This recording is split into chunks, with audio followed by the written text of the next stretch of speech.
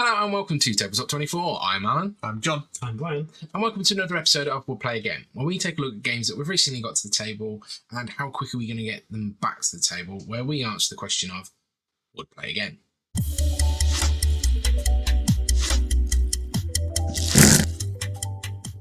Today we have Colt Express from Ludamort. In Colt Express, we are bandits on a train that is being protected by a marshal. We will have a hand of cards that we will be playing in a face up or face down or in reverse order, one at a time, into a general stack over the course of 5 rounds. Each round we will resolve the stack, and there will be a special ability that either the marshal or the train will perform.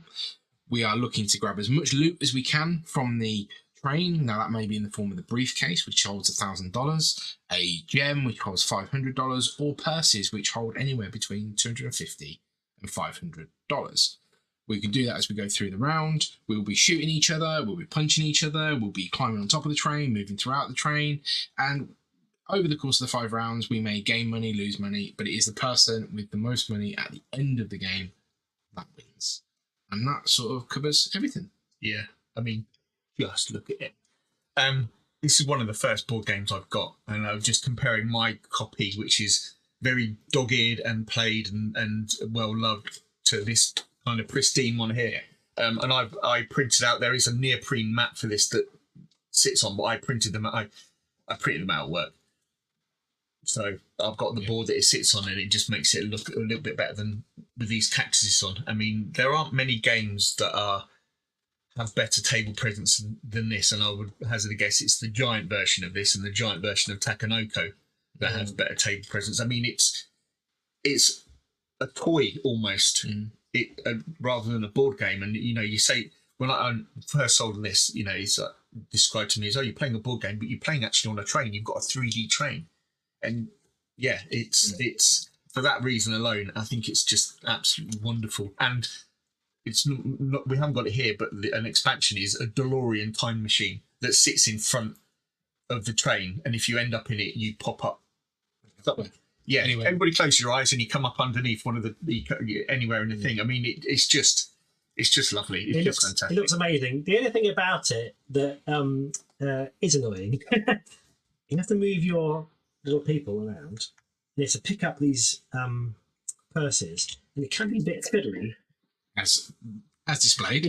So and then you sometimes drop them and have to put them back in there again, and it can, but doesn't detract the fact that it's a beautiful bit of artwork. Yeah, we've sometimes played it where if you're on the ground floor, you stand outside the train just because you spend more time moving your characters around and than you actually do playing the game in that one. Yeah. So I've 3D printed some tokens for the purses and the jewels and the gems and the briefcase, so they're even bigger. Yeah. So it's even fiddlier. Yeah. Hence why they're not out quite now. Yeah. If you haven't got fat finger syndrome, it can be a bit of a pain to play. But it's just glorious. Yeah. It makes me smile just think, because it is just a giant train. And these things are completely unnecessary. Yeah. But they look good. Yeah. I mean, when we play this in a club, I've got a Spotify playlist of Western themes and honky tonk piano music, which was basically, I think it was from the Deadwood. What's the TV series? The Yul Brynner film. The Western. Westworld. Basically, it's sort of like Radiohead and other indie bands played on honky tonk piano, which is quite good, which goes with it. I mean, it's the game itself is just complete and utter chaos. It really is. When you play your cards, you're programming your movement for an action to enable you to steal the most money. But what doesn't take into account is that you'll swing, but the person isn't there, or you'll punch somebody and they're not there, or you'll steal money and they're not there, or you'll shoot people and they're not there. So it can be complete and utter chaos. Or you jump up and somebody shoots you and misses somebody else and hits you instead. Yeah. But that adds to it in a certain way because of the storytelling aspect of the game. It's the comedy of the chaos, isn't it? Yeah. It's like Rainbow Valley. You're playing something and the unexpected happens. Somebody moves. Do you see it coming? What's going to happen? Oh no, I've gone up there, and I'm not going to get what I was going to. It's a tighter version of Robo Rally because there's a limited pool of movement. Robo Rally, you've got such a large area that you need to program to get around, and Mechs versus Minions to an extent as well. Where this, you know, for a 3-player game, you've got essentially 8 locations to go to. Yeah. You know, so it's a lot tighter in that respect than Mechs or Robo Rally, which is hilarious. The first time we played Robo Rally, I just span around in a circle for a couple of turns, and very much you can do that in this. Yeah, there's some people, the first time they play it, or at least the first round they play it, they might not quite understand the consequences of what they're doing. But quite quickly, you learn that not all is going to go to plan. Somebody might move the marshal, and if the marshal comes into a space with a bandit, they move up to the roof and they get shot. Or they get shot and move up to the roof. And so you're not then in the place where you expect to be. Yeah. So then nobody's in the place where you expect to be. Especially with the hidden reveal cards where you're not showing people what you're playing. Yeah. You know, you can think what you're going to do, but you've got to keep an eye on what other people are playing because there's a bit of memory in there. So what you've done, that's what I'm going to do. So and it's as simple as you put the cards down and then they're reversed. Yeah. So that's another thing. So you're thinking, no, I got it backwards. It should have been there, not then. Yeah. There is a little bit of player asymmetry. Each of us have got different abilities in each of the characters. They just play up to 6, so there are 6 characters in the box. And so, for instance, Ghost, he can play his first card any round face down. So it gives him an advantage of what he's doing first. Nobody knows what he's doing, so you can guesswork. Bell can't be the target if there's another target that's available. And Django knocks people back when they shoot. So there's a little bit of extra to it, and I've likened this to the board game party game. Yeah, very much so. Yeah, very much so. It's a good time. It plays 6. It plays it in 40 minutes, and it is one of those ones where you're having a bit of a laugh, and it's no, I've not done that. And the screaming and the shouting and the you've stolen my money, you've stolen this, or you've played a card that just doesn't do anything. But the only negative I do find about this is each of us have got a revolver filled with 6 bullets, and there are neutral bullets which are provided by the marshal. When you shoot somebody, you give them one of your bullets. That goes in their discard pile with all the cards that they then play.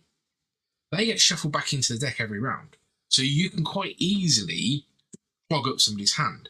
Now, if you shoot all of your gun, you are eligible for another $1,000, which is a lot of money in a game that you might be winning on 2,000 to 3,000. Yes, yeah. So you're incentivized to shoot people, but then that's clogging their hands up. So if somebody is unfortunate enough or is targeted as a bullet sponge, their deck is completely taken. Now, instead of playing a card, they can draw an extra 3. But if they've got 4 or 5 bullets in their deck of 10 cards, that's a good number of bullets that they're going to be getting, and they're going to be sitting out a couple of rounds potentially and could get shot again because they're not moving. Yeah. So I think there is a little bit of prone that you could gang up. Now, whenever we play this, it's all in the spirit, and we tend not to gang up on people, but you might just have that kind of group. It might be in a family environment. You've just got one of those kids. I think that it's just more wants to do it. Sort of bad luck can happen, and if you've been in the wrong place in the wrong time 2 or 3 times within a round, then you can get that effect happening to you. I think trying to target somebody deliberately, everything's got to go right for that to happen. Yeah. But I think absolutely, it can happen, and you can get a bad spell really. It's certainly not a table flipper though. No, not in that sense. I mean, quite often, one thing that I've seen happen has happened to me a few times is I'll move into a car, and then somebody moves the marshal in. I move to the roof and get shot. My next card was to move to the roof. So now instead of moving to the roof, I have to move down, and I get shot again, and I'm back on the roof. Yeah. I mean, I'm in the place I want to be, but I've got 2 bullets for the sake of it. That's just the chaos of it. I mean, we did play a house rule where the person who gets the most bullets gets an extra $500, so you're not targeting people. I mean, that can help, but it's just the fun of the game. It's a rooting, tooting chaos. Yeah, I mean, one of the fun bits is the narrating of the story. I'm going to go over here. I'm going to shoot you, and I'm going to jump down here. I'm going to grab a pouch. And it does make it feel like you're telling a story, rather than playing a game. It's kind of small scenes in a larger movie, if you like. But and we took it in turns narrating the story as well. So everybody's involved, and everybody, it's how much you put into it. Yeah, I love it. And it's a Spielberg winner as well. He did very well with that, and he came out at the time. I think even if this come out today, I think it would still stand a reasonable chance. I think it's a solid enough game, and if something like this didn't exist, I mean, thinking of programming games, we've named obviously Robo Rally and Mechs vs Minions, and there are others obviously out there, but nothing else stands in my mind as a predominant sort of program game. Obviously, gaming has moved on in the sort of the last 7 years, so there's a lot more that's come to the table, so it might struggle. But I think fitting into that sort of party-esque family gathering type game, playing up to 6 players, the production quality, the everything in that, I think it would stand a really good chance. I mean, it's light. It's light. It's chaotic. It's fun. Yeah, it looks good. And it's pretty quick as well. Yeah, exactly. I mean, if it came out, I'd like answering your question. If it came out today, it would stand a good chance of the spiel because of the way it looks and because of what it does. It does what it does very well. Yeah. So, with all that being said, John, would you play again? I'll play it again soon. My kids love playing this. I like playing this. You know, it looks good on the table. If you want an impactful game to put out for somebody who wants to get into the hobby or might be interested in games, it works really well. Yeah. It was recommended to me as one of my first games. Yeah. Right. Yeah, I played again. I've forgotten how much I enjoyed it until it got set up again, to be honest. It's not a game I think about as a game I want to play, but absolutely the table presence just screams play me now. Yeah. So I think I'll stick with I would play again.